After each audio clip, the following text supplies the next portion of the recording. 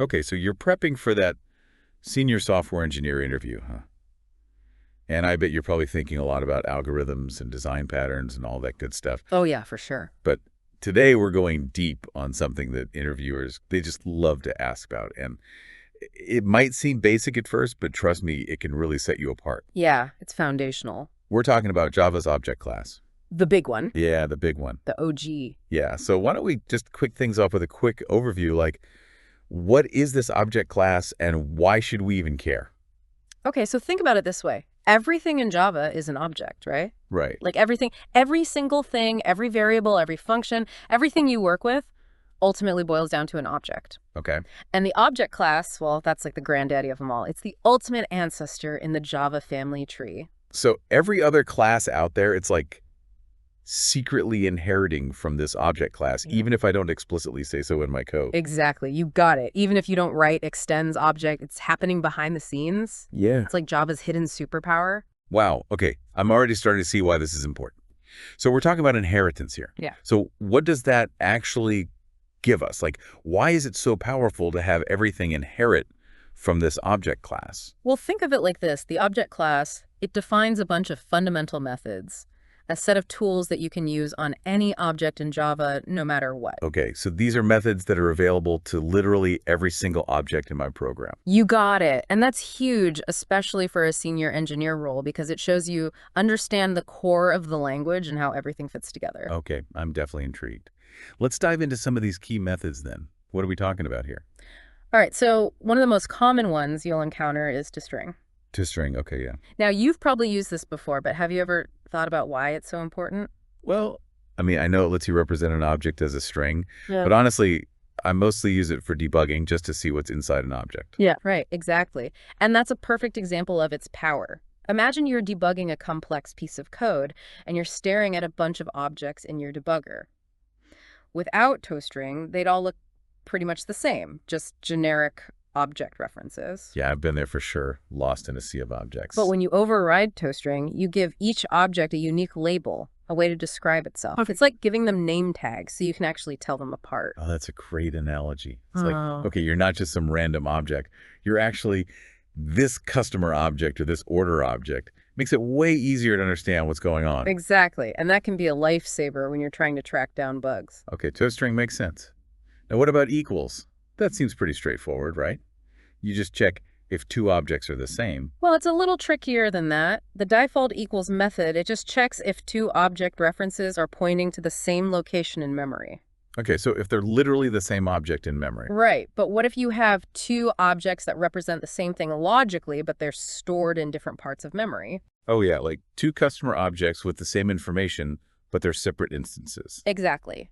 In those cases, you need to override the equals method to define what equality means for your specific objects. So you're basically saying, hey, don't just look at the memory location, actually compare the contents of these objects to see if they're truly equal. Yep, and that's super important for things like collections, where you need to know if an object is already present. Right, like if you're adding customers to a set, you don't want duplicates. Exactly. And speaking of collections, you can't forget about HashCode. Oh yeah, HashCode. I always have trouble remembering how that ties into everything. Well, it's all about efficiency. Hash-based collections like HashMap or HashSet, they use hash codes to quickly locate objects. So it's like a shortcut to find things faster. Exactly. The rule is that if two objects are considered equal according to your equals method, they absolutely must have the same hash code. Okay, so equals and HashCode, they have to be in sync. Exactly. If you break that contract, you can end up with some really weird behavior and your performance can tank. Yeah, I actually ran into that once. It was a nightmare trying to figure out why my code was suddenly so slow. Yeah, it can be a tough one to debug. All right, so we've talked about toString equals hash code. Let's move on to GetClass. GetClass, okay. I've heard this one is related to something called reflection, but I'm not really sure what that is. Yeah, reflection is pretty cool. It's the ability of a program to examine itself at runtime. So with GetClass, you can actually figure out what type of object you're dealing with, even if you don't know beforehand. Wait, so my code can actually ask an object, hey, what are you? Pretty much. And that opens up a whole world of possibilities. You can dynamically load classes, create instances, call methods, all sorts of things. Sounds powerful, but also a little dangerous. Like, I could mess things up pretty easily. Yeah, it's definitely a more advanced technique, but it's good to be aware of it, especially for senior level positions. Interviewers might ask about reflection to see if you understand how Java works under the hood. Okay, so GetClass is like a gateway to this whole reflection thing. Now, what about clone? I've used that before when I needed to make a copy of an object. Yeah, clone can be handy, but you got to be careful. There's this whole shallow copying versus deep copying thing that can trip people up. Oh yeah, I've heard of that, but I always get them mixed up. So a shallow copy, it only duplicates the top-level object and its references.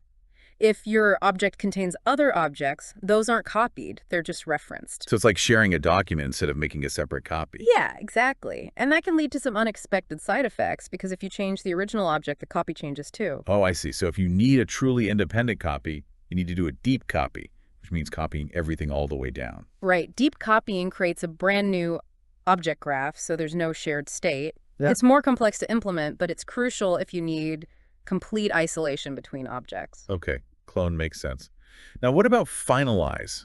This one always sounded a bit scary to me. Yeah, finalize. It's kind of like the last rites of an object. It gets called by the garbage collector right before an object is destroyed. So it's like a chance to say goodbye and clean up any messes. Yeah, in theory. It was originally intended for things like releasing resources, but honestly, it's best to avoid using finalize if you can. Why is that? Well, it's unreliable, and it can interfere with the garbage collector. Plus, it's easy to introduce errors if you're not careful. So it's like that old tool in the garage that nobody uses anymore because it's more trouble than it's worth. Pretty much. All right, we're almost there. Just a few more methods to cover. Let's talk about wait, notify, and notifyAll. Wait, notify all these sound like they belong in a symphony orchestra? They might sound musical, but they're all about coordinating threads. Threads. Okay, so we're getting into multi-threading now. Yep, imagine you have multiple threads trying to access the same resource. You need a way to make sure they don't step on each other's toes. Like a traffic light for threads. Exactly.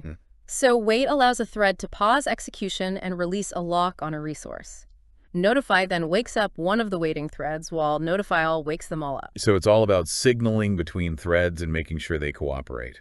Right. These methods are essential for building thread-safe applications where you need to manage concurrent access to shared resources. Okay, I think I'm starting to get the hang of this.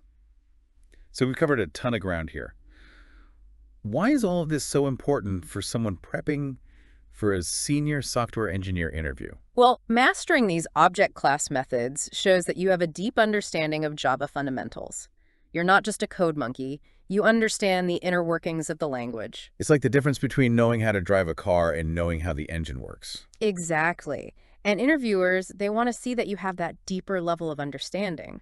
Knowing these methods can help you write cleaner, more efficient, and more robust code. And that's what every company is looking for, right? Absolutely. So if you can impress them with your knowledge of the object class, you'll be well on your way to landing that dream job. And that's a wrap on our deep dive into the object class. Remember, preparation is key. Keep exploring these concepts. Practice your coding, and you'll be ready to ace that interview. Good luck. Thanks for listening.